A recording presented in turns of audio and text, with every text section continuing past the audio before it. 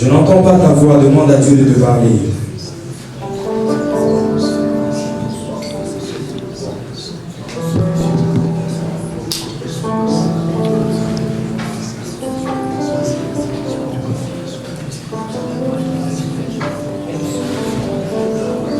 Yahweh,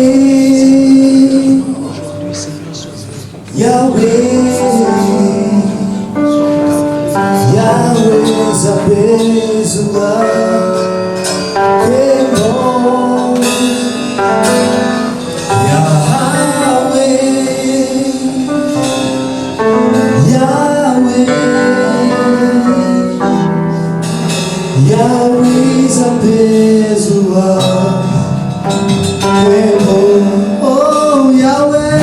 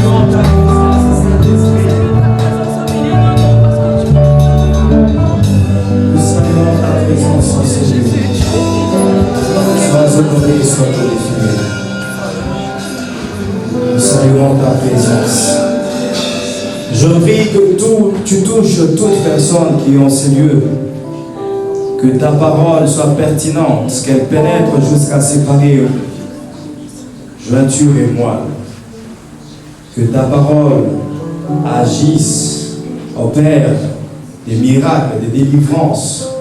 Je prie que tu te manifestes à travers cette parole pour le changement total, pour la transformation totale de ton peuple, pour que nous parvenions à ce que tu veux que nous soyons. Je prie que Luc 4, verset 18 à 21 s'accomplisse en ce lieu ce soir.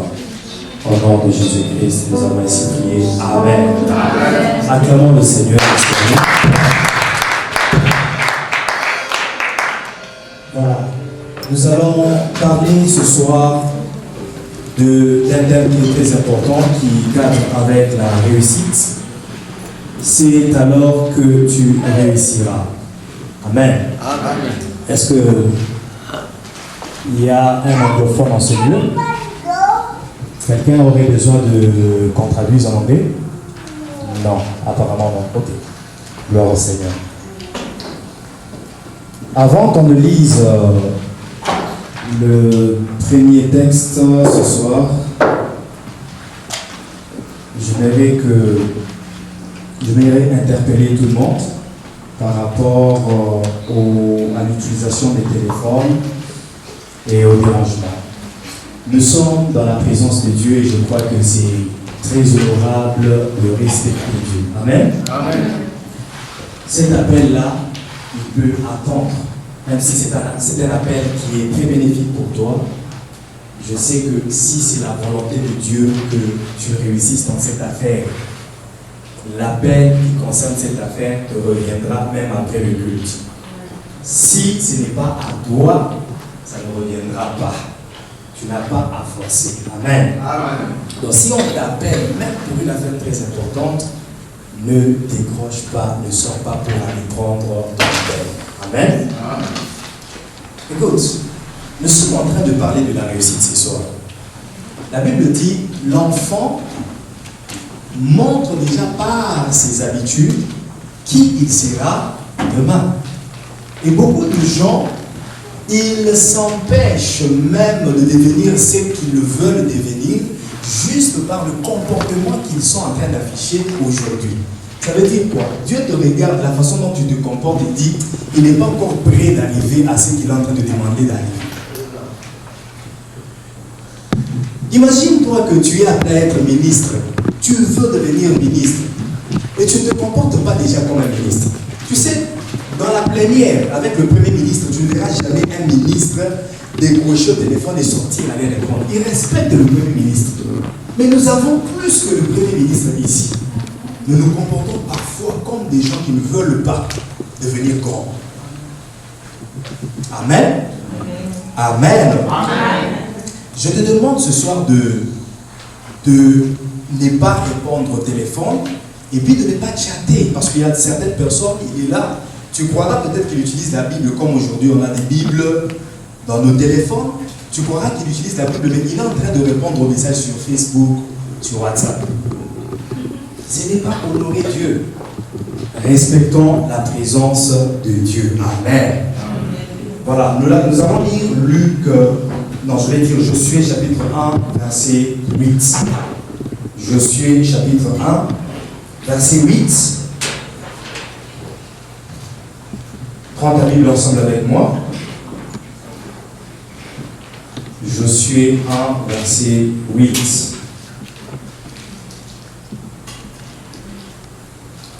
Vous y êtes? Vous y êtes?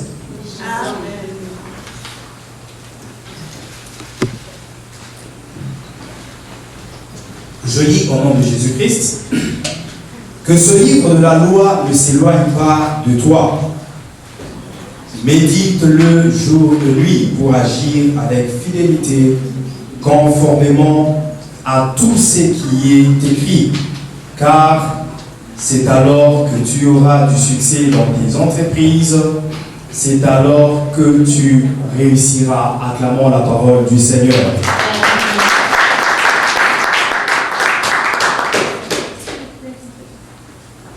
Bien-aimés, nous allons parler de la réussite, mais nous allons plus parler des facteurs qui amènent la réussite. Les facteurs qui font que quelqu'un réussisse dans sa vie. Comme je le disais tantôt, la réussite, ce n'est pas quelque chose qui vient au hasard. Il faut déjà se préparer, il faut déjà être qualifié à réussir. L'enfant montre par ses attitudes d'aujourd'hui qui il deviendra demain. C'est ce que tu fais aujourd'hui qui détermine si tu échoueras ou si tu réussiras dans ta vie. Amen. Si tu sais ce qu'il faut faire pour réussir et que tu le fais, sache que tu réussiras. Mais si tu ne sais pas ce qu'il faut faire pour réussir, tu ne réussiras pas. ou si tu le sais et que tu ne le fais pas, tu ne réussiras pas non plus. La réussite n'est pas un fruit du hasard. Amen. Tous ceux qui ont réussi, ils te diront que ce n'est pas venu par hasard. C'est quelque chose qu'ils ont dû à travailler, qu'ils ont eu à travailler. Et ce soir, nous allons voir quel est le travail que nous devons faire. Qu'est-ce que nous devons faire pour réussir? Et si tu fais ces choses dont nous allons parler ce soir, sache-le bien, même si le diable se tient contre toi, s'oppose contre toi, il ne saura pas te faire échouer. Parce que le diable est faible devant la parole de Dieu. Amen. Le diable est faible devant la vérité. Alléluia. Amen. La Bible dit qu'il est le père des mensonges. En lui, il n'y a pas la vérité. Et quand il est face à la vérité, il n'a rien à faire. Il était face à Jésus. Il a essayé de le tenter. Mais quand Jésus a sorti les vérités, le diable n'a pu rien faire parce que Jésus a étalé la vérité. Quand tu étales la vérité devant le diable ne saura rien faire. Alléluia. Amen. Mais écoute ce que Jésus dit. D'abord, il dit, vous connaîtrez la vérité et la vérité vous affranchira. Mais il dit aussi, vous êtes heureux si vous connaissez ces choses, pourvu que vous les mettiez en pratique. Il ne suffit pas de connaître, mais il faut aussi mettre en pratique. Dis à ton voisin, mettre en pratique.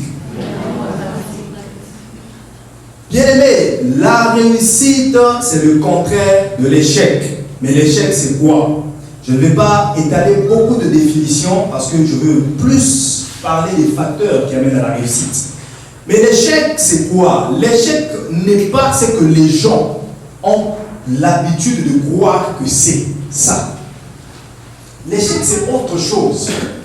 On ne peut dire que tu as échoué que si tu abandonnes ce que tu étais en train de poursuivre. Perdre la première fois ne veut pas dire échouer. Perdre la deuxième fois ne veut pas dire échouer. Tu peux perdre, mais aussi longtemps que tu n'as pas abandonné, tu n'as pas échoué. Amen. Alléluia. Amen. Même la Bible dit, le juste tombe, mais il se relève toujours. Il tombe 7 fois, mais il se relève toujours. Ça veut dire aussi longtemps que tu as la force de te relever, tu n'as pas encore échoué. Même s'il y a des relations qui ont failli dans ta vie, même s'il y a des fiançailles qui ont échoué entre parenthèses dans ta vie, j'aimerais te dire, ton mariage n'a pas échoué. Amen. J'aimerais te dire que ta réussite n'a pas échoué. Amen. Tu es appelé à réussir. Amen. Et je dirais même, tu es condamné à réussir. Amen. La réussite de ta vie sont soudées, collées, cimentées, serrées. Amen. Dis 3 fois après moi, je suis appelé à réussir. Je suis appelé à réussir. Je suis appelé à réussir. Je suis appelé à réussir. Alors, que faut-il faire pour réussir? La première des choses, je vais devoir desserrer ça. Je suis déjà très étouffé par le travail qu'on a fait pour arranger. Je sens que la cravate est en train de m'étouffer aussi. Amen. Amen. La première des choses, c'est la préparation. Dis après moi, préparation. Préparation. Dans la préparation, je suis en train de parler de se préparer soi-même. Se préparer soi-même, moralement, physiquement et dans tous les domaines qui entrent en jeu pour ce que tu es en train de poursuivre à réussir. Amen. Tu dois te préparer toi-même. Ce n'est pas normal d'aller à une entrevue d'embauche sans savoir ce que tu avais mis sur ton CV, ni ce que tu avais écrit dans ta lettre de présentation. Tu sors pour aller à une entrevue d'embauche, mais tu ne sais plus qu'est-ce que j'avais mis dans mon CV. Tu ne t'es pas préparé à y aller. Sache que tu as beaucoup de pourcentage à échouer dans cette entrevue parce que tu ne sais même pas qui tu es. Alléluia. Amen. C'est comme les 10 vierges dont parle Matthieu 25, verset 1 à 13. La Bible dit, le royaume des cieux est semblable à 10 vierges qui se préparent, prenant leur lampe pour rencontrer l'époux. 5 d'entre elles étaient sages. Elles ont pris des lampes de l'huile. Mais 5 étaient folles. Elles ont pris des lampes sans huile. Écoute, Il est impossible de rencontrer l'époux en prenant des lampes sans huile. Je dis qu'il est impossible de rencontrer l'époux en prenant une lampe sans huile. Il est impossible de rencontrer l'époux en prenant une lampe sans huile. Il est impossible de réussir si tu prends seulement la lampe, mais tu abandonnes l'huile. Parce que la lampe à elle-même, elle ne peut pas te faire réussir. Tu as besoin d'huile pour réussir. Pourquoi? Parce que la parole de Dieu dit que ta parole est une lampe à mes pieds. Écoute, une lampe à tes pieds ne pourra pas te montrer le chemin. Mais la parole continue pour dire, elle est une lumière sur mon sentier. Ça veut dire quoi? Quand j'ai la lampe à mes pieds, cette lampe-là qui n'est pas allumée, qui n'a pas de l'huile pour l'alimenter, pour lui donner la lumière, elle ne pourra pas me montrer le chemin. Et comme je ne vois pas le chemin, je peux aussi suivre un chemin d'échec. Voilà pourquoi beaucoup de gens qui ont des lampes échouent, parce qu'ils vont sur un chemin sans la lumière, mais avec la lampe. Ta parole est une lumière sur mon sentier. La lampe allumée procure la lumière. Et une fois que tu as la lumière, tu peux voir où tu vas. Tu peux voir quel chemin tu es en train de suivre. Ces cinq folles vierges ont pris des lampes, mais n'ont pas pris de l'huile. La lampe, c'est quoi? La lampe, c'est l'œil. La lampe, c'est ce qui est apparent. La lampe, c'est ce qui se voit. C'est que tout le monde voit. Tout le monde peut percevoir. Ce qui se voit à l'œil nu, ce qui ressort de l'apparence, c'est ça la lampe. Mais l'apparence a été toujours... Si tu te fies à la lampe, sache que la lampe va te tromper. Si tu te fies à l'apparence, sache que l'apparence va te tromper. Est-ce que tu es en train de parler à quelqu'un? Elles ont pris des lampes, mais elles n'ont pas pris l'huile. Je disais que la lampe, c'est l'œil. La Bible dit, Jésus-Christ dit dans Matthieu 6, verset 22 à 23, l'œil est la lampe du corps. Mais si ton œil n'est pas en bon état, tout ton corps sera dans les ténèbres. Je suis en train de lire Matthieu 6, verset 22 à 23. L'œil est la lampe du corps. Si ton œil est en bon état, tout ton corps sera éclairé. Mais si ton œil est en mauvais état, tout ton corps sera dans les ténèbres. Si donc la lumière qui est en toi est ténèbres, combien ces ténèbres seront grandes? L'œil, c'est la lampe. La lampe, c'est l'œil. Imagine-toi que, écoute, il y a une réussite qui semble en toi. Il y a une réussite que Dieu a déjà placée en toi. Je te dis vrai. Mais si tu as seulement la lampe sans l'huile, cette réussite-là est une réussite qui est renfermée, qui est entourée, couverte des ténèbres. Et ces ténèbres d'ignorance et d'échec feront que tu ne réussisses pas, même si la réussite est déjà en toi. L'œil est la lampe du corps. Il faut que l'œil soit en bon état. Il faut que l'œil soit alimenté. Il y a une énergie qui doit alimenter la lampe pour que la lampe puisse éclairer. Et cette énergie, c'est ça l'huile.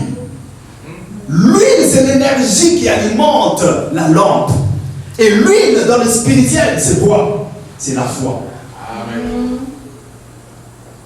Tu peux avoir la lampe, mais si tu n'as pas l'huile, tu ne réussiras pas. Tu peux avoir l'œil, mais si tu n'as pas la foi, tu ne réussiras pas. Écoute, la Bible dit dans 2 Corinthiens, chapitre 5, verset 7, nous ne marchons pas par la vue, mais nous marchons par la foi. Sur le chemin de la réussite, on n'y va pas par la vue, on n'y va pas par l'œil, on n'y va pas par la lampe, mais on y va par la foi, on y va par la lumière qui éclaire le chemin de la réussite. Amen. Tu as besoin de la foi pour réussir. Au-delà des compétences, au-delà des formations, au-delà des études faites, au-delà de tout ce que tu as comme potentielle compétence, sache que la foi est importante pour que tu réussisses. Amen. Combien ont étudié, ont des diplômes, ont des doctorats, doctorants ont des qualifications que tu ne peux pas imaginer, mais ils sont incapables de s'obtenir seulement un emploi. Combien ont des qualifications mais sont incapables de réunir un fonds et monter une entreprise? Combien sont en train d'échouer dans un domaine ou dans un autre, malgré toutes les qualifications qu'ils ont? Ce qui leur manque, c'est la foi. Au-delà de tout, au-delà de toutes les compétences, au-delà de tout ce que tu as comme acquis, tu dois avoir la foi. Écoute, Job a dit dans Job 42, verset 5, si je ne me trompe pas, il dit, j'ai entendu parler de toi, mais aujourd'hui, mon œil t'a vu. Ça veut dire quoi? J'ai entendu parler. La foi vient de ce qu'on entend. Et ce qu'on entend vient de la parole de Christ. Plus tu entends la parole de Christ, elle crée la foi en toi. Et cette foi est l'énergie qui fera que ton œil soit alimenté et voie la réussite. Job a pu voir sa réussite parce qu'il a entendu parler de Christ. Il a entendu parler de la parole de Dieu. Cette parole a produit la foi en lui. Et la foi l'a fait posséder ce dont il avait besoin. Amen. Écoute bien aimé ce soir. Tu as besoin de la foi pour posséder, toucher avec tes mains ce que tu as cherché, recherché pendant des années et des années. Amen. Sans la foi, il est impossible d'être agréable à Dieu. Parce que il faut que celui qui s'approche de Dieu croie d'abord que Dieu existe et qu'il est le rémunérateur de ceux qui le cherchent. Amen. Tu dois d'abord croire. Dans le domaine de la foi, quand la Bible parle de la foi, elle la catégorise en trois choses. Il y a l'esprit de foi, il y a le fruit de foi et il y a le don de foi. L'esprit de foi, c'est ce qu'on appelle la croyance. C'est l'esprit qui nous pousse à croire. Nous étions païens, nous étions des gens loin du royaume de Dieu, abandonnés à nous-mêmes. Mais la parole est venue à nous. Christ s'est présenté au travers de la parole que les évangélistes et les pasteurs nous ont prêchée. Et cette parole, contenant l'Esprit de Dieu en elle, elle a suscité une foi en nous pour que nous acceptions Christ, le Seigneur et Sauveur. Est-ce que quelqu'un me suit? Amen. La parole a suscité une foi en nous. Et cette foi-là, c'est la foi qui nous a poussé à croire en Jésus-Christ, Seigneur et Sauveur. Ça, c'est l'esprit de foi. C'est ce que Paul est en train de dire dans 2 Corinthiens 4, verset 13. C'est le même esprit de foi que nos ancêtres ont cru et ils ont parlé. Nous aussi, nous croyons. C'est pourquoi nous parlons. C'est le même esprit de foi. Donc, il y a dans la dimension de foi ce qu'on appelle esprit de foi. C'est cette foi-là qui nous procure l'énergie. C'est cette foi-là, la croyance. Avant de parler précisément sur cette foi, la croyance, je vais juste évoquer les deux autres catégories de foi en passant. C'est le don de foi. C'est ce que Paul est en train de mentionner en 1 Corinthiens 12, verset 9. Il dit, quand il cite les dons de l'esprit, il dit à quelques autres, il a donné l'esprit de la parole de connaissance. Aux autres, il a donné la parole de sagesse. Aux autres, il a donné la foi. La foi comme don. Ce n'est pas cette foi-là comme esprit de foi, mais c'est la foi comme don de l'esprit. C'est cette foi-là qui te rend capable de produire les miracles et de vivre les miracles. Amen. C'est une capacité surnaturelle divine qui te rend capable de provoquer les miracles. Amen. Voilà pourquoi il est écrit dans Marc 16, verset 17. Voici les miracles qui accompagneront ceux qui auront cru. Donc ceux qui ont le don de foi en eux. Et j'aimerais te dire que ce don-là est en train de sombrer en toi si tu le sais pas. La troisième catégorie, c'est le fruit de foi. Ça, c'est la nature de Dieu. Le fruit de l'esprit, c'est la nature de Dieu.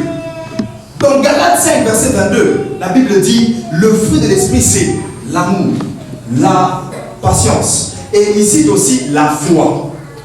Dans d'autres versions, on parle de la fidélité. Parce que cette foi est différente de l'esprit de foi et du don de foi. Ça, c'est la fidélité. C'est la capacité de rester fidèle à ton mari, la capacité de rester fidèle à ta femme, la capacité de rester fidèle à Dieu. C'est une nature, c'est un comportement. Savez-vous que le fruit de l'esprit est un comportement? C'est tout un comportement. Voilà pourquoi les chrétiens qui se disent chrétiens mais qui se comportent mal, comprenez directement que vous manquez le fruit de l'esprit en vous. Travaillez le fruit de l'esprit. Cultivez le fruit de l'esprit parce que c'est un comportement. Tu ne peux pas être chrétien et être méchant. Non, ça ce n'est pas un comportement d'enfant de Dieu. Chrétien veut dire revêtu de la nature de Christ. Parce que quand Christ vient en toi, il amène en toi le fruit de l'esprit, la nature de Dieu. Amen. Alléluia. L'esprit de foi, la croyance, nous permet d'alimenter nos yeux, d'alimenter nos lampes pour pouvoir rencontrer l'époux. Alléluia. Amen. Tu as besoin de l'énergie qui est la foi. Tu as besoin de croire en Dieu pour que tes yeux s'ouvrent et que tu vois le chemin de ta réussite. Écoute, j'aime cet homme de Bartimée. Bartimée a rencontré Christ et lui a demandé de recouvrer sa vue. Écoute ce que Christ lui dit. Et ça va confirmer ce que je suis en train de dire ici sur l'énergie qui est la foi. Luc, chapitre 18, verset 42. Luc 18, verset 42. Bartimée, aveugle et mendiant, il rencontre Christ et veut recouvrer sa vue.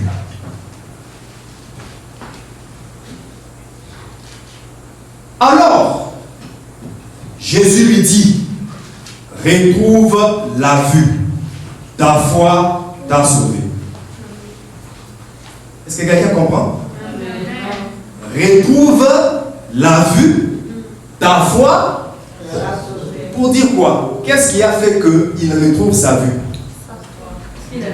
C'est parce qu'il a démontré sa foi. Malgré que la foule lui retenait, n'y va pas, il ne va pas t'écouter. Il y a beaucoup de gens, arrête de faire du bruit. Mais lui n'a pas tenu aux limites qu'était en train de lui infliger la foule. Il est allé, il a crié jusqu'à ce que Christ lui écoute. Et quand Christ lui a écouté, il a appelé. Et quand il s'est tenu devant Christ, il a étalé son besoin clairement devant Christ, ce qui montrait la foi qu'il avait que Christ pouvait le sauver. Et quand il a démontré sa foi, Christ l'a sauvé. Sa foi a fait qu'il retrouve sa vue. L'œil qui ne voyait pas, l'œil qui était dans le ténèbre, a pu voir à cause de la foi qu'il avait. Amen. La femme à la perte de sang a utilisé la foi pour faire sortir la force de Jésus et être libérée de sa maladie. Bien-aimé, si seulement tu as la foi, si seulement tu as la foi, elle te poussera à aller loin. Prépare-toi à rencontrer ton époux. Prépare-toi à rencontrer ta réussite. Fais tout ce que tu fais, mais au-delà de ça, aie la foi. Crois en Jésus-Christ, le Seigneur et Sauveur. Ça, c'est la première de toutes les choses que tu dois faire. Amen. Amen. Amen. Amen. C'est la première et la base de tout ce que tu dois faire pour réussir dans ta vie. Je parle de préparation. Se préparer soi-même. Il y a des gens qui s'engagent même dans des mariages sans se préparer. Et ça, c'est un très grand danger. Parce que tu risques d'échouer. Tu as beaucoup de probabilités à échouer en cela. Se préparer soi-même, même avant de se marier. Il y a des gens qui se marient sans instruction et information, instruction et institution du mariage. Ils ne savent pas qu'est-ce que Dieu a institué. C'est Dieu qui est l'instituteur du mariage. Comment est-ce que tu peux t'engager à te marier sans savoir qu'est-ce que Dieu a prévu, qu'est-ce que Dieu a établi comme instruction, comme institution qui conduit, qui cadre avec le mariage. Parfois même, il y a des gens qui se marient par imitation. C'est seulement parce qu'il a vu ses amis se marier, lui aussi se dit, ah, moi aussi je dois me marier. Ah, là j'ai déjà avancé, je dois me marier. Parce qu'il a vu son entourage, tout le monde est marié, il dit, moi aussi je dois me marier. Mais il ne sait pas qu'est-ce qu'il est en train de l'attendre dans le mariage. Il ne sait pas quelles sont les responsabilités qu'il doit assumer dans le mariage. Il ne sait pas quelles sont les tâches qu'il doit faire pour son mari ou pour sa femme. Femme, tu envisages de marier, tu le désires plus que tout. Tu fais même des jeûnes de 40 jours pour cela parce que ça traîne. L'âge est en train d'avancer. Mais une fois que tu es dans le mariage, sauras-tu prendre soin de ton mari comme il faut? Sauras-tu le supporter avec toutes les caprices et même les failles, les faiblesses qu'il a en lui? Oh, mais tu veux te marier parce que l'âge est avancé, parce que tu as besoin de l'aide semblable. Tu as besoin d'une personne qui prépare pour toi, qui fait tout pour toi. Mais est-ce que c'est cela le mariage? Ce n'est que 5% de ce qui doit être fait dans le mariage. La préparation, bien aimé, je suis en train de parler de la préparation. Avant de faire quoi que ce soit que tu veux faire, assure-toi que tu t'es déjà bien préparé. J'ai parlé du domaine de l'emploi, j'ai parlé du domaine du mariage, mais ça cadre avec tous les domaines de la vie. La préparation. Si tu n'es pas bien préparé, sache aussi que tu vas bien échouer. Je dis, si tu n'es pas bien préparé, sache aussi que tu vas bien échouer. Un homme célèbre, Colin Powell, il était secrétaire d'État des États-Unis. Je crois que c'était le 65e secrétaire d'État. Il a dit quelque chose d'important sur la préparation.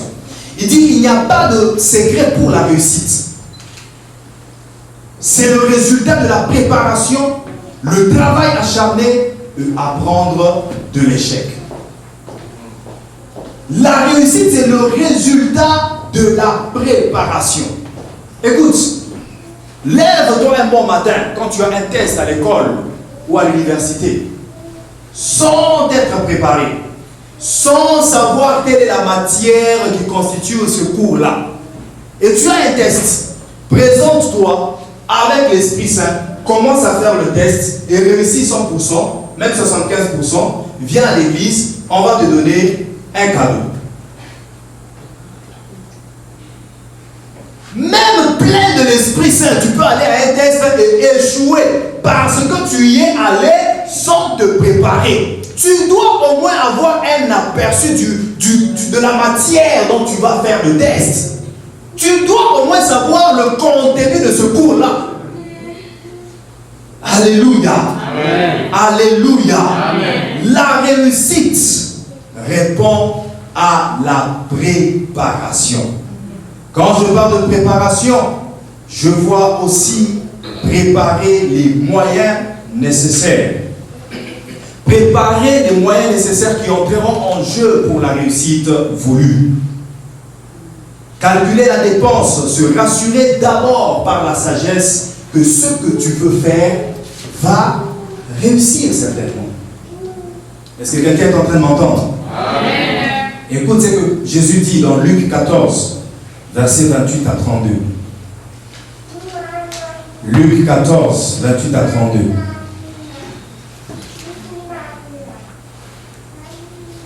Il dit, lesquels d'entre vous, s'il veut bâtir une maison, ne s'assiera-t-il pas pour calculer la dépense et voir s'il a de quoi la terminer? Autrement, si après avoir posé les fondations, il ne peut pas la terminer, tous ceux qui le verront se mettront à se moquer de lui en disant, cet homme a commencé à construire et il n'a pas pu finir. Écoute, quand tu échoues, sache qu'il y a des gens qui vont se moquer de toi. Voilà pourquoi je te dis ce soir, refuse l'échec. Amen. Fais tout ce que tu peux pour refuser l'échec. Parce qu'une fois que tu échoues, les gens vont se moquer de toi. Même s'ils ne se moqueront pas en face, mais sache que de loin, ils vont se moquer de toi. Ils vont te critiquer. Tu es un enfant de Dieu. Tu es la lumière du monde. Tu es le sel de la terre. Tu es la tête et non la queue. Tu dois le prouver en tout et pour tout. Tu dois réussir en tout et pour tout. La Bible dit le monde attend avec un ardent désir la manifestation des fils de Dieu. Tu es un fils de Dieu, tu es une fille de Dieu. Tu dois te manifester dans la réussite sur cette terre. Amen. Tu dois te manifester dans le succès partout où tu vas. Joseph s'est retrouvé au milieu des satrapes, des astrologues, des magiciens, des sorciers, de toutes sortes, des occultistes. Mais là, il réussissait. Il n'avait que l'Éternel. Eux, ils avaient leur magie, ils avaient leur fétiche, mais lui avait l'Éternel, Dieu les avait, et il réussissait. Tu n'as besoin de rien d'autre que Jésus pour réussir. Amen. Amen. Alléluia. Amen.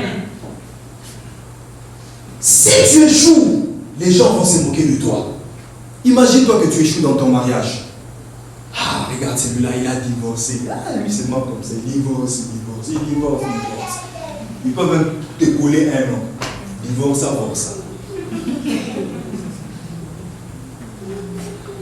Refuse l'échec dans ta vie parce que les gens se moqueront de toi. Dis, et en voyant cela, tous ceux qui le verront se mettront à se moquer de lui. Au verset 30, il dit, en disant, cet homme a commencé à construire et il n'a pas pu finir. De même, si un roi part en guerre contre un autre roi, il s'assied d'abord pour examiner s'il peut, avec 10 000 hommes, affronter celui qui vient l'attaquer avec 20 000 hommes. Si ce n'est pas le cas, alors que l'autre roi est encore loin, il lui envoie une ambassade pour demander la paix.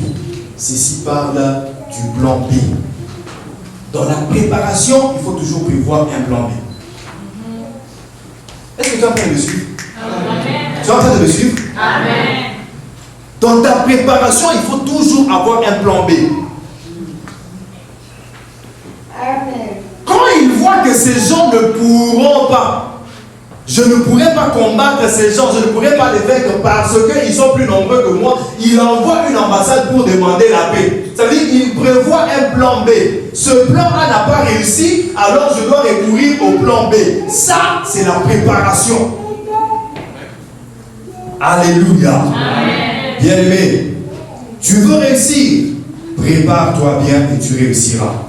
La deuxième chose à faire, s'il vous plaît, je demande encore qu'il y ait un peu de calme et moins de déplacement. Je tolère bien le déplacement des techniciens, les bruits des enfants, mais pas les bruits des grandes personnes parce que ça me déconcentre. Amen. Amen. Ok. La deuxième chose que tu dois faire, c'est chercher l'instruction et l'information. La réussite ne vient pas au hasard. Tu dois en être instruit et tu dois en être informé. Osée 4, verset 6, la Bible dit, mon peuple périt parce qu'il lui manque de connaissances. Mon peuple échoue parce qu'il lui manque de connaissances. Quand je parle d'instruction, je vois les études. Tu dois étudier, bien aimé.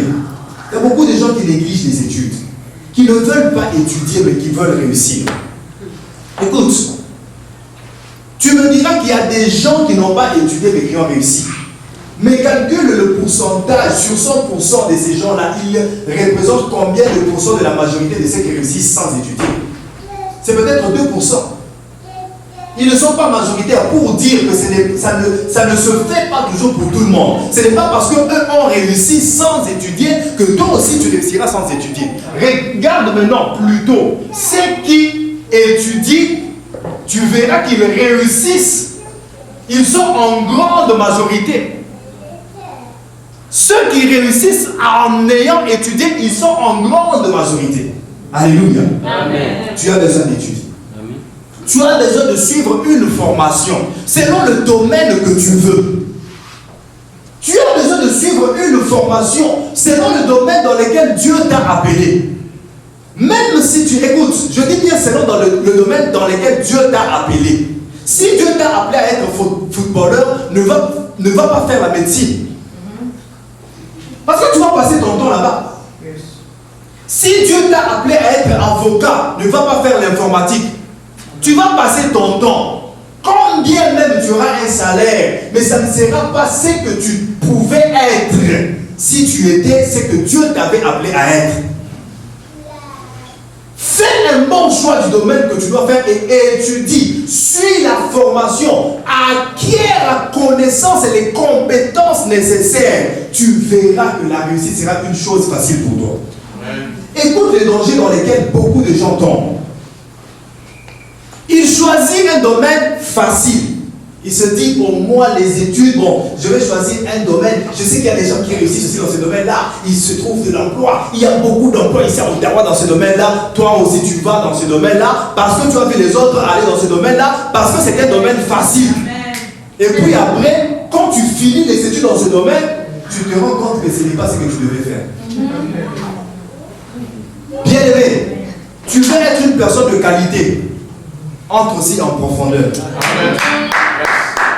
Les maisons qui s'élèvent en hauteur ont une fondation très profonde. Amen. Je te dis, tu veux être une personne haut placée.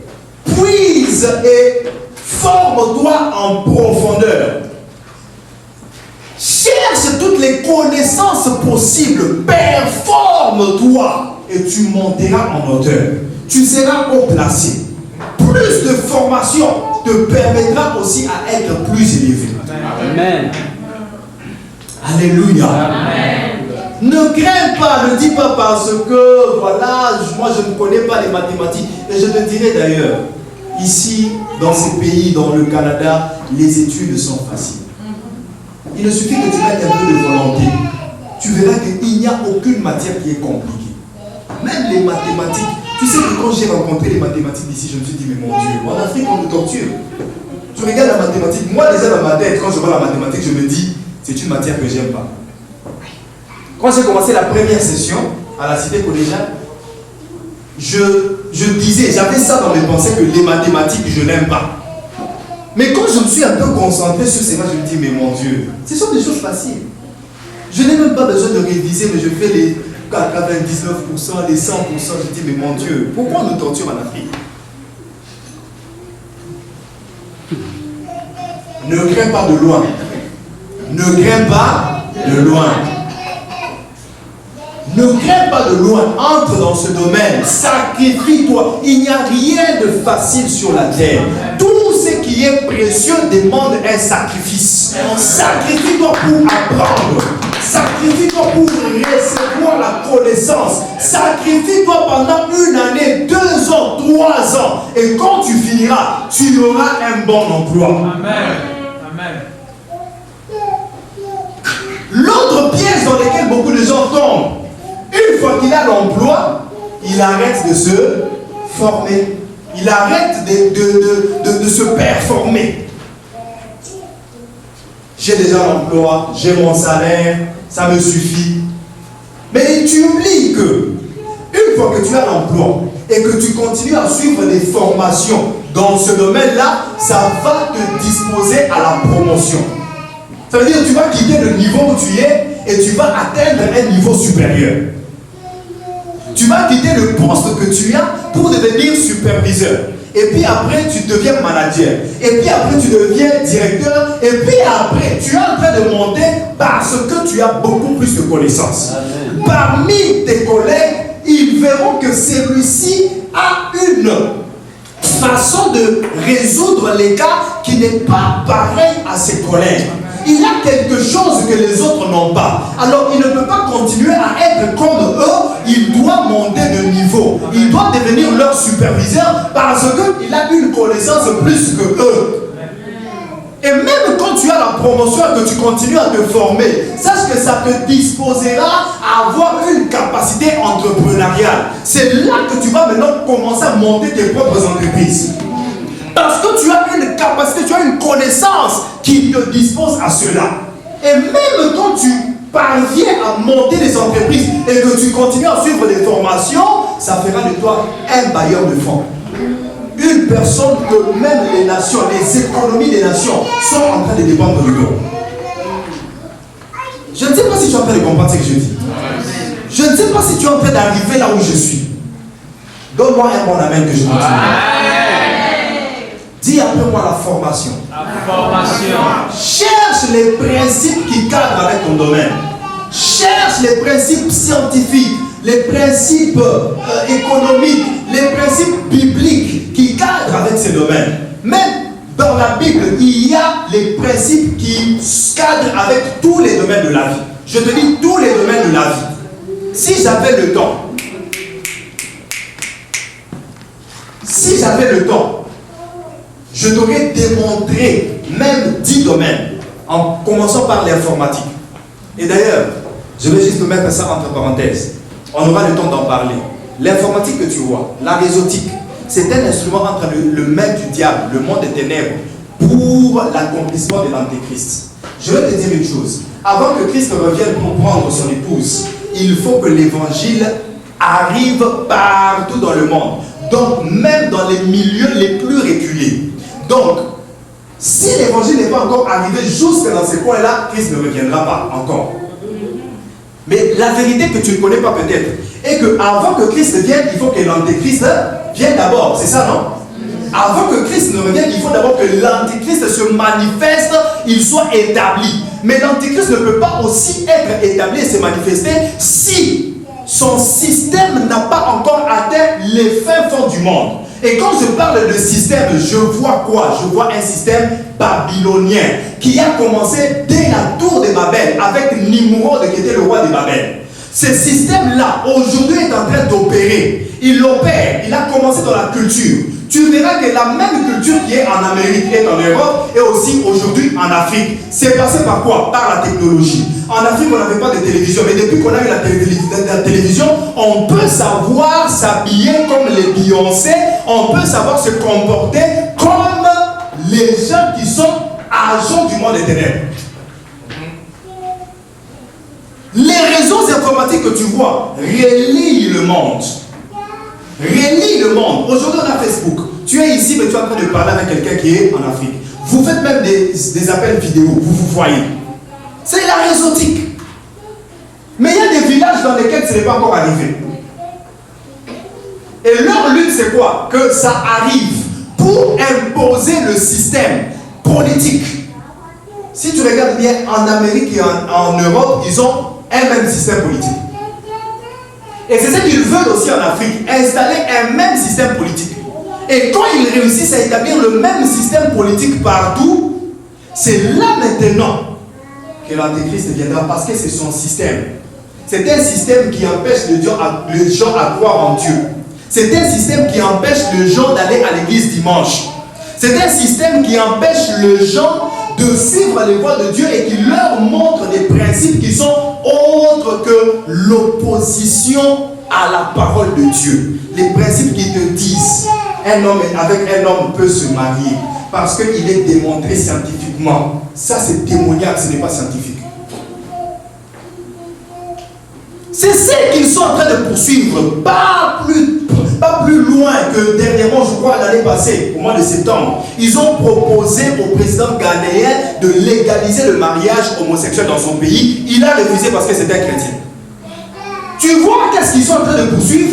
Établir un même système partout. Ça passe par quoi? Par l'informatique, par la réseautique, par la technologie. Alléluia. Alléluia. Bien-aimé, cherche les principes bibliques qui cadrent avec le domaine que tu es en train de faire. Sinon, tu feras des erreurs dans ce domaine-là. Et pourtant, il y a des choses qui ont été déjà dites et faites par certaines personnes dans le domaine que tu es en train de suivre. Qui a donné la sagesse de l'épargne? La première personne qui a évoqué la théologie de l'épargne, c'est Joseph. Il a dit à Pharaon qu'on mette en réserve le 1/5 des récoltes Parce qu'ils avaient l'habitude, quand ça vient, ils bouffent. Ça vient, ils bouffent. Ils n'avaient pas de stratégie d'épargne. Mais Joseph a donné la technique de l'épargne. Ça a commencé avec lui. La technique qu'on utilise aujourd'hui, même dans l'économie, on a des comptes d'épargne. C'est venu d'où?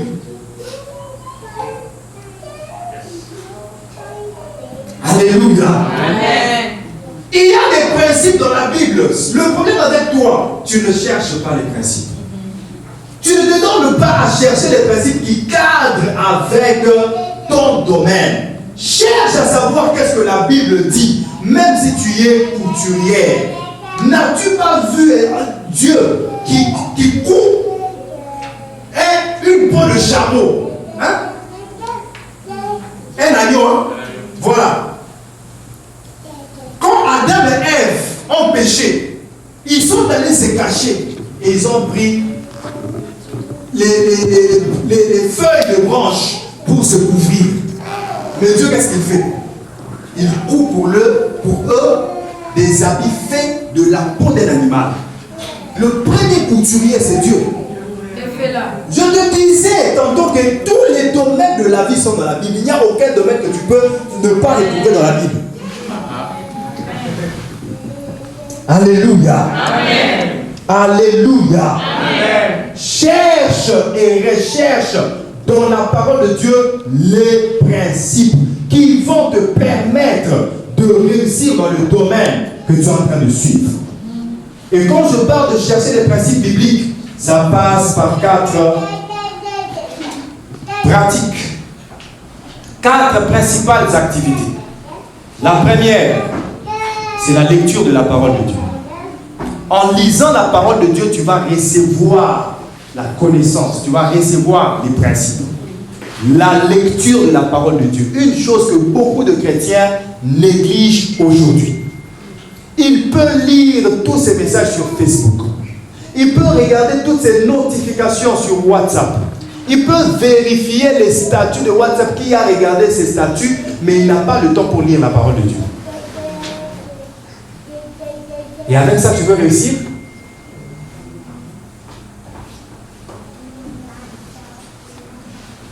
La lecture de la parole de Dieu va te donner les informations scientifiques et historiques. Qui a fait quoi? L'histoire de Jacob, c'était comment? Pourquoi ceci a été fait? Tu as les informations qu'il te faut. Et c'est lesquelles informations qui te permettront aussi d'appliquer ces principes-là afin que tu réussisses toi aussi. Amen. L'autre activité que tu dois faire pour recevoir les principes, c'est la méditation. La méditation de la parole de Dieu. Josué 1, verset 8. La Bible dit que ce livre de la loi ne s'éloigne pas de ta bouche. Médite-le jour et nuit pour marcher fidèlement selon ce qui est écrit, car c'est alors que tu auras du succès dans tes entreprises, c'est alors que tu réussiras. La réussite est une résultante de la méditation. C'est lui qui médite, se prédispose à réussir. Et la méditation, c'est quoi? C'est le fait de réfléchir ensemble avec le Saint-Esprit. L'erreur que beaucoup de chrétiens font, ils lisent et croient qu'ils sont en train de méditer. Lire n'est pas égal à méditer. Parce que la lecture, tout le monde peut la faire. La Bible ne se lit pas comme un journal. Mais il y a des gens qui lisent la Bible comme un journal. Ils lisent, et parfois même oublient ce qu'il avait lu. La lecture, elle te donne des informations scientifiques et historiques. La méditation, c'est le fait de réfléchir. La méditation, c'est réfléchir. Mais pas réfléchir avec l'intelligence humaine. Réfléchir ensemble avec le Saint-Esprit. C'est le Saint-Esprit qui te donnera l'information spirituelle qu'on appelle révélation. Réma. La Bible dit dans Proverbe 16, verset 20, c'est lui qui réfléchit sur les choses, trouve le bonheur. Si seulement tu peux réfléchir, tu auras le bonheur. Il y a beaucoup de gens qui prient là où il ne faut pas prier, qui jeûnent là où il ne faut pas jeûner. Il y a des cas qui demandent de prier, mais il y a aussi d'autres cas qui demandent de réfléchir seulement. Amen. Alléluia. Amen. La méditation de la parole de Dieu, s'asseoir avec la parole de Dieu, méditer, réfléchir sur un verset, demander au Saint-Esprit de te révéler qu'est-ce que ce verset veut dire? Qu'est-ce que je dois faire par rapport à ce verset? Quelle est la décision que je dois prendre? Qu'est-ce que je dois abandonner? Qu'est-ce que je dois me mettre à faire? C'est ça la méditation. Réfléchir ensemble avec le Saint-Esprit. L'autre activité que tu dois faire pour recevoir les principes divins, c'est l'écoute de la parole de Dieu. Écoutez la parole de Dieu. Rick Warren, un auteur célèbre et un évangéliste puissant, a dit ceci. Il a écrit un livre qu'il a intitulé « L'écoute transformera vos relations ». Bien-aimé, si tu écoutes la parole de Dieu, la parole de Dieu que tu écoutes va même changer ta relation avec Dieu. Beaucoup de relations des gens avec Dieu sont en train d'échouer parce que ces gens-là n'ont pas l'habitude d'écouter la parole de Dieu. Si tu n'es pas un habitué à écouter la parole de Dieu, sache que tu vas échouer dans ta relation avec Dieu. Et même dans ta relation avec d'autres personnes. Regarde bien une personne qui a l'habitude d'écouter la parole de Dieu, tu verras que le changement est progressif dans sa vie. Mais une personne qui n'écoute pas la parole de Dieu, c'est comme s'il est resté le même. Il est le même, pendant qu'il ne s'appelle pas Rabbi. Rabbi ne change pas. Mais lui, il devient Rabbi à la place du Rabbi. Il ne change pas, il est resté le même. Mais le même dans le mauvais, dans le mal, dans le péché. L'écoute fera que tu te transformes, que tu changes, que tu deviens un autre homme, une autre femme, que tu deviens une nouvelle créature. Le fait d'écouter la parole de Dieu. Et l'écoute, ça se fait là où le peuple de Dieu est réuni. Bien-aimé, c'est pratiquement impossible que les hommes de Dieu passent de maison en maison pour prêcher la parole. Voilà pourquoi les églises se font. On se réunit en un lieu pour que tout le monde ait la capacité de venir en ce lieu-là et un orateur va exposer la parole de Dieu pour que tout le monde l'écoute. Mais quand tu restes chez toi, comment est-ce que tu vas écouter? Ceci a commencé avec l'église primitive. Il s'est déplacé, chacun quittait son lieu et allait à un seul endroit, là où il y avait les apôtres. C'est là qu'ils se réunissaient pour écouter la parole de Dieu. Maintenant, toi, tu combats les églises. Tu dis l'église, c'est le cœur de l'homme. C'est écrit où? Donne-moi le verset. Ce n'est pas dans la Bible. Je te dis, l'église, c'est le cœur de l'homme. Dis-moi, c'est quel verset?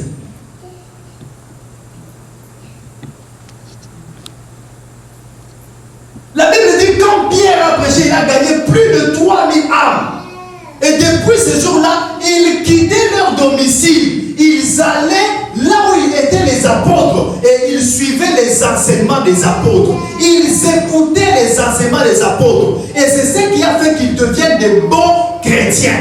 Qu'ils deviennent des bons chrétiens parce qu'ils avaient l'habitude d'écouter. Facebook n'est pas une église. WhatsApp n'est pas une église. Il y a des gens qui restent à la maison qui se disent on va publier sur Facebook, je vais suivre le direct sur Facebook. Facebook n'est pas une église. Je te dis, je viens de te démontrer que ces réseaux sociaux, la technologie a été faite pour répondre aux besoins du monde des ténèbres. Nous utilisons ça parce que nous sommes enfants de Dieu pour véhiculer l'évangile. On peut utiliser tous les moyens possibles, mais Facebook ne deviendra jamais une église où tu restes chez toi à la maison et tu es en train de suivre un culte sur Facebook. Sache que quand tu suis un culte sur Facebook, la bénédiction qui se répandra dans le lieu du culte ne viendra pas dans ta maison. Pourquoi je dis ça? Parce qu'il est écrit in extenso dans Psaume 133, versets 1 à 3. La Bible dit il est doux et agréable pour les frères de demeurer ensemble. C'est comme l'huile répandue sur la tête d'Aaron qui descend sur sa barbe et sur tous les vêtements. C'est comme la rosée qui descend sur la montagne de Sion. Car c'est là que l'Éternel déverse la bénédiction. C'est là que l'Éternel déverse la bénédiction. La bénédiction de l'Éternel ne se déverse pas là où tu es dans ta maison. Elle se déverse là où les frères et sœurs demeurent ensemble. Chacun prend sa part de bénédiction et il la ramène dans sa maison. Amen. Amen. Alléluia. Voilà pourquoi, parfois tu me vois lancer un truc sur Facebook et parfois je ne veux pas le faire. Ce n'est pas pour rien. Ce n'est pas pour rien. C'est parce que je sais qu'il y a des gens négligents qui ne veulent pas aller à l'église. Mais quand c'est pour aller à une fête, regarde l'engouement qu'il a. Quand c'est pour aller au travail, même s'il fait très froid, même si c'est une tempête de neige, il va sortir et aller au travail. Les priorités sont changées. Dieu a aujourd'hui la dernière place. Et le travail a la première place. Les amis ont la première priorité. Alléluia. Amen. Alléluia. Amen. La Bible dit cherchez premièrement le royaume et la justice de Dieu. La priorité de toutes les priorités, c'est le royaume et la justice. Ce n'est pas d'abord le travail, ce n'est pas d'abord l'argent, ce n'est pas d'abord les richesses. La priorité de toutes les priorités, c'est d'abord Christ. Si tu manques de Christ, mais que tu as le travail, la richesse, l'argent, sache que tu as échoué. Parce que la Bible dit, que sert-il à un homme de gagner tout le monde s'il perd son âme? Que te sert-il de gagner tout si tu perds ton âme? Si ton âme ira en enfer, que te sert ce mariage-là?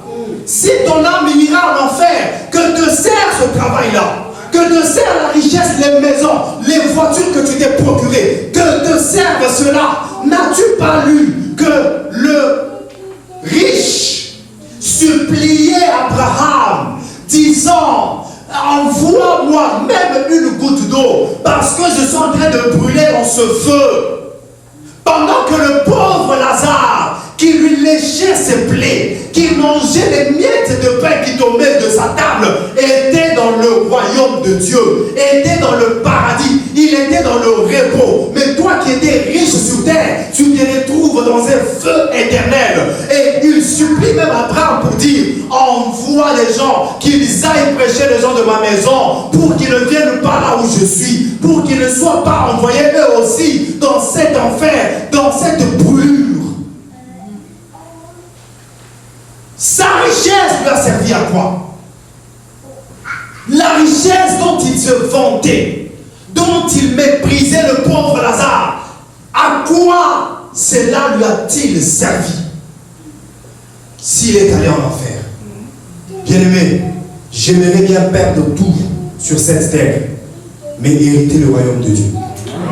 J'aimerais bien perdre tout sur cette terre, mais avoir Christ et entrer dans son royaume. Alléluia. Alléluia. Amen. Et comme j'ai l'habitude de dire aux gens, un enfant de Dieu n'a aucun effort à faire pour réussir. Tu n'as aucun effort à faire pour t'enrichir. Avec Christ, sois-en sûr, tu vas t'enrichir. Si seulement tu obéis et tu mets en pratique sa parole, tu vas réussir. Que le diable devienne 10 000 fois Satan, que les mondes des ténèbres s'enflamment contre toi, ils n'ont rien à faire contre toi parce que tu as Christ et Christ te suffit. Alléluia. Alléluia. Amen. Psaume 50, versets 5 à 7, la Bible dit, rassemblez-moi mes élus avec qui j'ai fait alliance. C'est Dieu qui est en train de parler. Mais toi, tu t'opposes à l'église. Toi, tu dis que l'église, à quoi ça sert? Dieu lui-même est en train de demander qu'on rassemble son peuple, que son peuple soit en un même lieu pour lui, pour qu'il lui parle. Nous allons lire ça. Et tu vas voir pourquoi est-ce que Dieu est en train de vouloir que son peuple soit rassemblé. Psaume 50. Est-ce que quelqu'un est béni ce soir? Amen. Est-ce que cette parole est en train de bénir quelqu'un ce soir? Amen. Psaume 50. Verset, j'ai dit verset combien? 5 à 7. Voilà. Écoute comment ça commence. Rassemblez-moi mes fidèles, ceux qui ont fait alliance avec moi par un sacrifice. Et le sacrifice, c'est le sacrifice que Jésus a accompli sur la croix. Le ciel proclamera sa justice, car c'est Dieu qui est juge. Verset 7. Écoute mon peuple, écoute mon peuple. La raison pour laquelle Dieu a demandé qu'on assemble son peuple, c'est pour que son peuple fasse quoi? Écoute. les révélations de la parole de Dieu en restant seul à la maison. Lis la Bible à la maison, mais ça sera un journal pour toi. Parce que même les musulmans aussi lisent la Bible. Mais la Bible que eux lisent ne leur transforme pas parce qu'ils ne rencontrent pas la révélation dans ce qu'ils sont en train de lire. Tu as besoin qu'on t'explique certaines choses. Tu as besoin que l'Esprit de Dieu t'ouvre l'intelligence pendant que le prédicateur est en train de prêcher pour recevoir certaines révélations. Voilà pourquoi tu dois te déplacer et venir écouter. Aujourd'hui, c'est comme si on est en train de supplier les gens pour venir à l'église. Écoute, je te dis avec toute humilité, je t'invite la première fois. Je te montre les avantages la deuxième fois. La troisième fois, j'insiste, peut-être la quatrième fois. Et la cinquième fois, tu ne me verras plus. Parce que ça va de ton intérêt à toi-même. À moins que tu sois vraiment un païen, j'irai avec jusqu'à la fin. Mais toi qui as déjà goûté à l'évangile, tu as été déjà chrétien. Donc, comment on l'a d'ailleurs,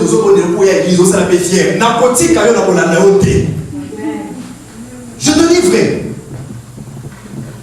J'aimerais bien avoir deux personnes qui écoutent la parole de Dieu et qui sont transformées, qui iront au ciel, que d'avoir une multitude de gens qui viennent parce qu'ils doivent satisfaire au pasteur. Ne viens pas à l'église pour satisfaire au pasteur. Amen. Viens pour ta cause. Viens pour que tu sois transformé, pour ton intérêt, pour ton changement. Amen.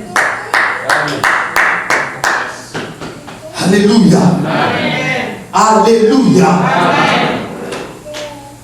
L'écoute de la parole de Dieu te dispose aussi à réussir. Et l'autre chose, c'est la mise en pratique de la parole de Dieu. Jean 13, verset 17. Vous êtes heureux si vous connaissez ces choses, pourvu que vous les mettiez en pratique. Il ne suffit pas d'écouter, de connaître, mais il faut aussi mettre en pratique.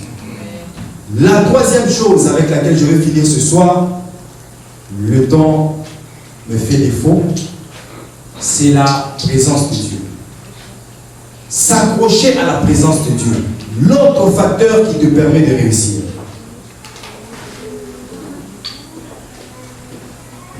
Dis avec moi, s'accrocher à la présence de Dieu. Bien-aimé, la présence de Dieu est un facteur puissant qui fait que les gens réussissent. Si Joseph a réussi, c'est parce que la présence de Dieu l'accompagne. Sais-tu ça? La Bible dit dans Psaume 50, non, je voulais dire Genèse 50, non, je voulais dire Genèse 39, verset 23. La Bible dit, le chef de la prison se rendit compte que Joseph avait la présence de Dieu qui lui prédisposait à réussir. Donc si Joseph réussissait dans tout ce qu'il faisait, dans la maison de Potiphar, il a réussi. Il a réussi à faire prospérer Potiphar. En Égypte, il a réussi. C'est parce que la présence de Dieu l'accompagnait. Le secret de la réussite de Joseph, c'était la présence de Dieu. Bien-aimé, si seulement tu te fais accompagner par Dieu, sache que tu réussiras dans tout ce que tu fais. 2 Rois 18, verset 7. La Bible dit qu'Ézéchias réussissait dans tout ce qu'il faisait. 2 Rois 18, verset 7. Dis avec moi la présence de Dieu. L'Éternel fut avec Ézéchias, qui réussit dans toutes ses entreprises. L'Éternel fut avec Ézéchias, parce que l'Éternel était avec lui, il réussissait. Si l'Éternel est avec toi, tu vas réussir.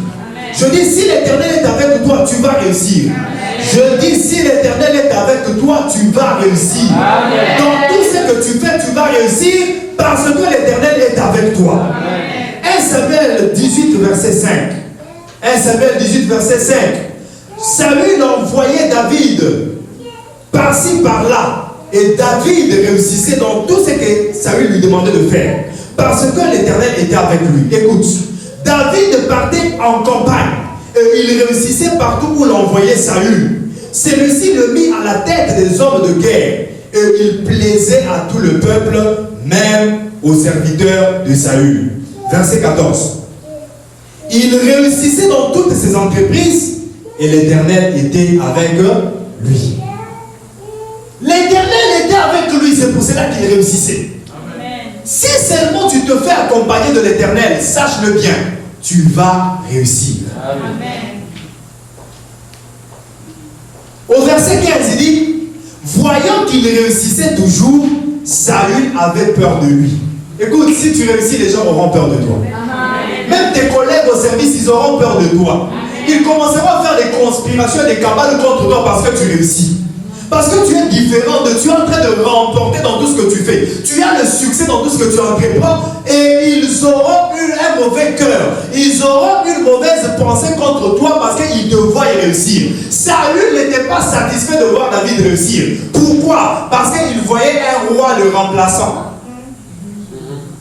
Même tes superviseurs, ils ont peur de toi quand ils voient que tu fais certaines tâches. Voilà pourquoi ils t'empêchent de faire certaines tâches. Quand c'est cette tâche-là, il dit non, toi tu ne le fais pas. Et il appelle l'autre personne. Pourquoi? Il sait que si toi tu le fais, tu le feras bien.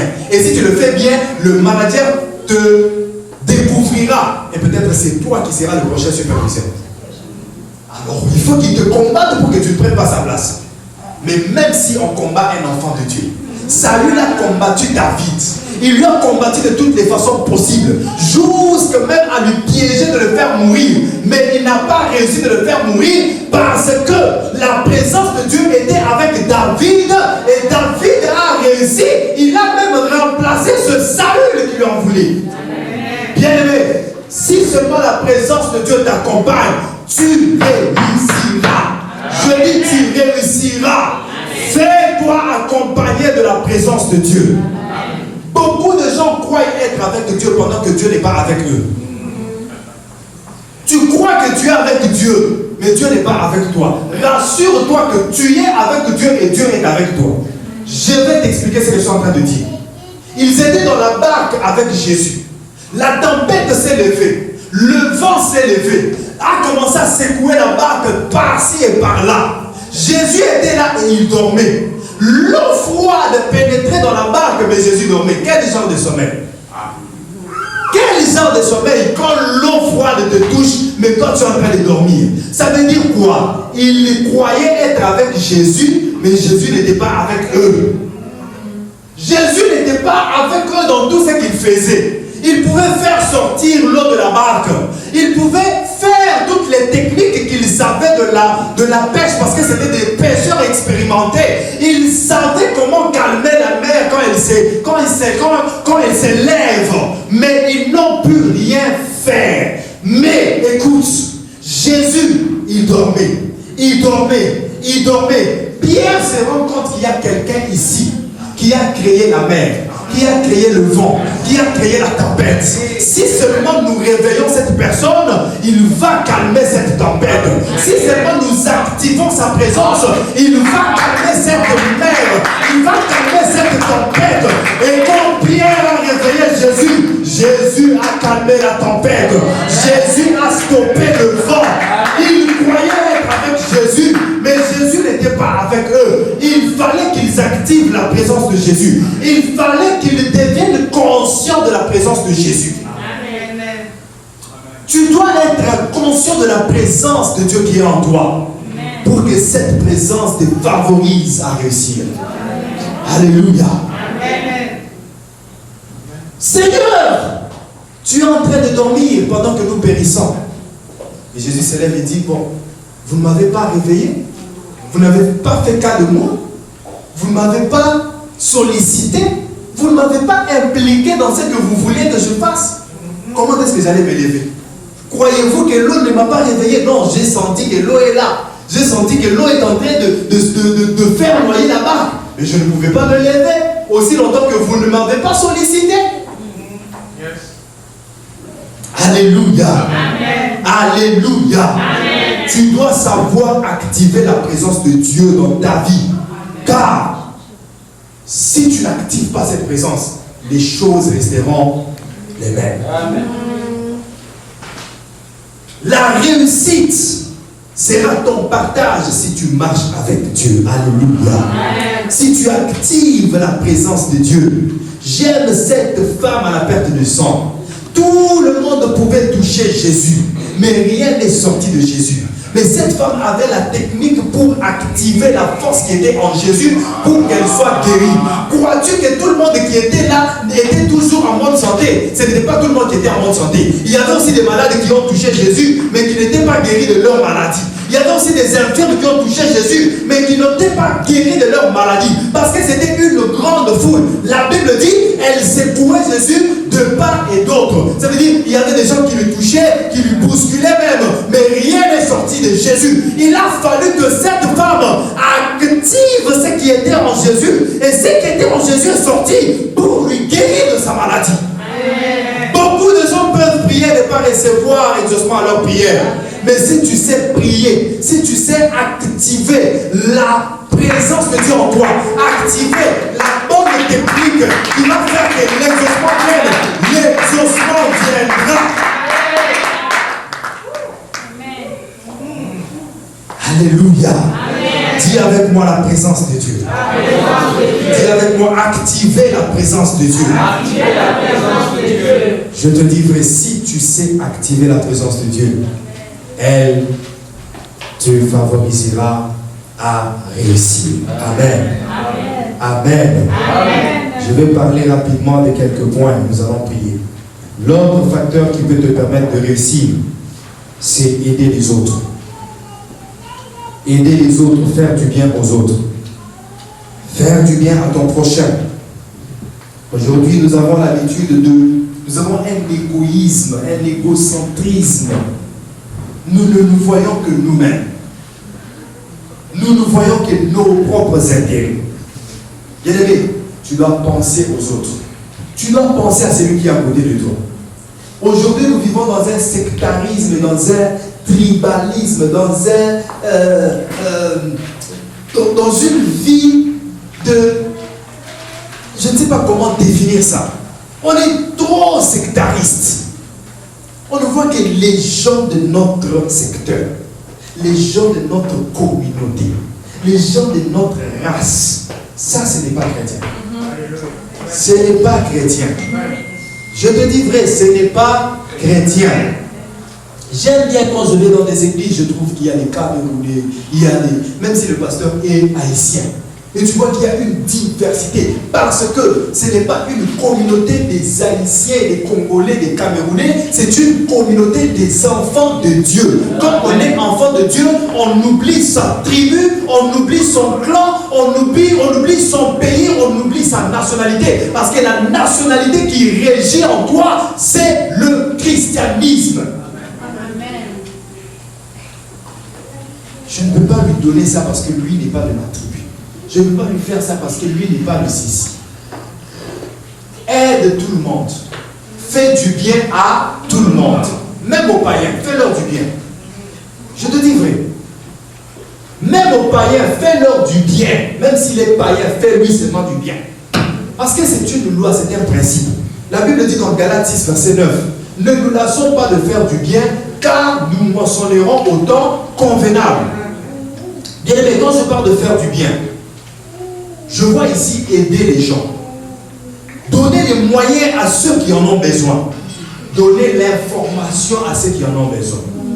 Aujourd'hui, l'information est une chose précieuse que les gens cachent, gardent comme un trésor. Il a l'information qu'on est en train d'embaucher les gens dans cette entreprise. Même s'il connaît des gens qui sont compétents, qui peuvent assumer ce poste-là, mais ils refusent de leur dire. Combien ont l'information sur comment faire pour que les membres des familles rejoignent aussi les leurs ici au Canada, mais il a verrouillé ça. Et avec ça, tu te dis chrétien. Donne l'information à qui en a besoin. Donne l'information à qui en a besoin. Parce que Dieu te bénira si tu fais cela. Écoute, quand tu es en train d'aider les autres, sache que tu es en train de te performer toi aussi. Je donne l'exemple du tutorat. Nous connaissons le tutorat, hein? Oui. Le tuteur, s'il est tuteur dans un cours, par exemple, il est en train d'expliquer à une personne qui a besoin de ses explications. Non seulement la personne qui reçoit l'explication est en train d'acquérir la connaissance, mais le tuteur lui-même aussi est en train de maîtriser très bien la matière qu'il est en train de donner. Parce qu'à force d'expliquer aux gens une chose, ça devient une habitude pour toi. Quand tu aides les autres, sache que tu es en train de t'aider toi-même à réussir. Alléluia. Alléluia.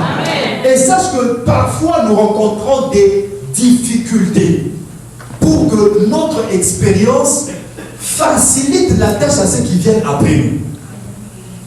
Tu ne m'as pas compris. Tu subis une vie de difficultés, une vie impossible, des complications impossibles. Mais tu t'en sors quand même. Tu as été dans le chômage, tu as été dans la pauvreté, dans le manque, mais tu t'en sors quand même. Aujourd'hui, tu es riche. Ne souhaite pas que ceux qui viennent après toi passent par le même chemin que toi. Souffrent aussi comme toi. Subissent aussi les mêmes complications. Tu dis, nous on a souffert. Hein? Pour avoir ce qu'on a, on a souffert. Ce n'est pas venu facilement. Vous devez aussi souffrir. Nous, on a fait des kilomètres pour étudier. Et vous venez dans la facilité comme ça, vous voulez réussir. Non, bien aimé. Si toi, tu as souffert, c'est pour que tu serves d'expérience. Quelqu'un m'a dit un jour, l'expérience est comme une lanterne. Elle est mise sur les dos pour aider ceux qui viennent afin qu'ils voient facilement le chemin. Amen. Un jour, j'étais sous le froid et dans la neige. J'observais ce qui se passe dans la neige. Je devais traverser un lieu où il y avait beaucoup de neige. Je crois que c'était peut-être 1 mètre ou bien, je ne sais pas, 50 cm ou 80 cm, je ne sais pas combien c'était. Mais il fallait que je traverse là. Contourner était très loin pour moi parce que d'abord j'allais rater le bus. Qu'est-ce qui se passe? Je vois qu'il y avait des traces des pieds des gens qui étaient déjà passés par là. Et j'ai commencé à faire entrer mon pied là où il y avait des traces. Le Saint-Esprit m'a dit, tu vois ce qui est en train de se passer? Si ce lieu-là n'avait pas d'empreinte des pieds des gens, tu allais piétiner et tu allais t'abîmer, tes habits allaient s'abîmer. Tu vois, quelqu'un a subi l'abîmement de ses habits. Ses habits étaient abîmés, salis ce jour-là pour que moi je vienne passer dans la facilité.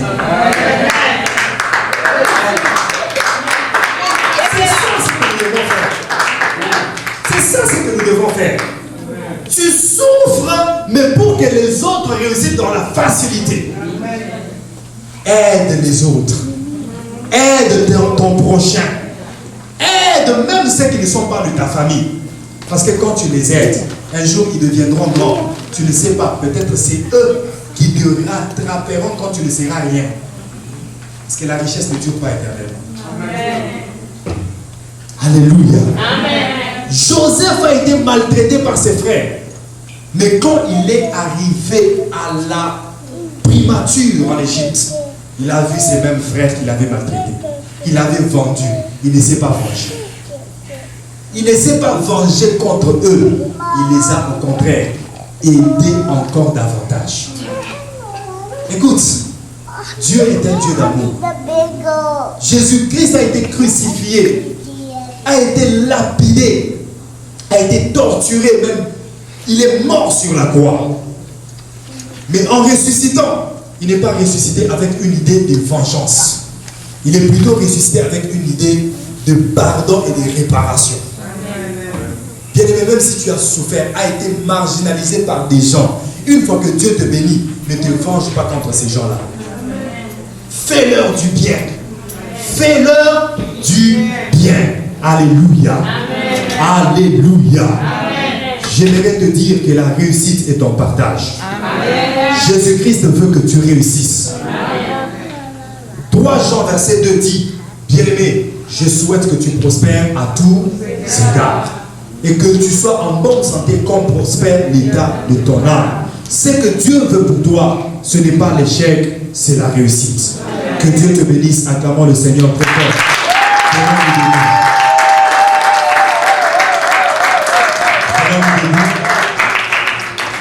Nous allons prier.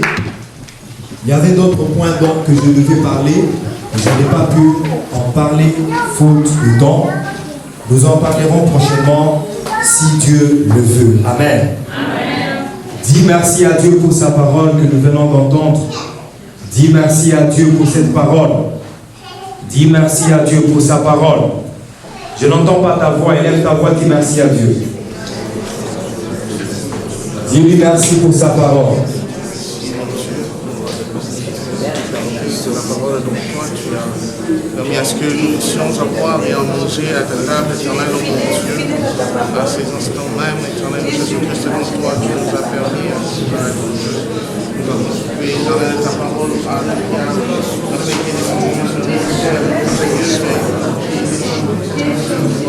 Au nom de Jésus, nous avons ainsi prié.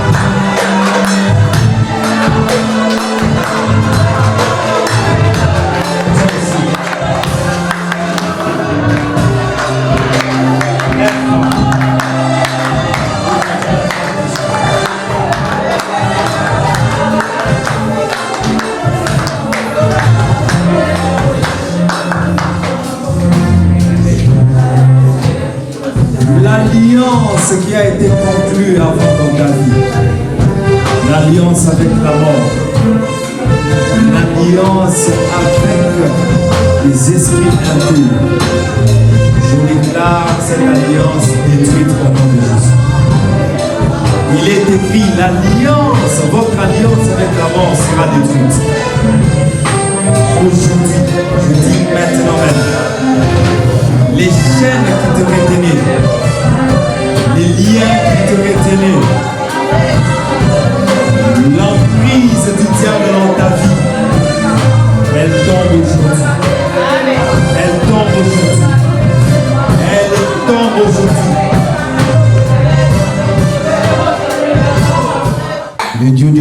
des prophètes et des apôtres, je viens te bénir, je viens te remercier pour ta grâce qui a coulé en ce lieu. Merci pour de grandes choses que tu as accomplies au milieu de nous.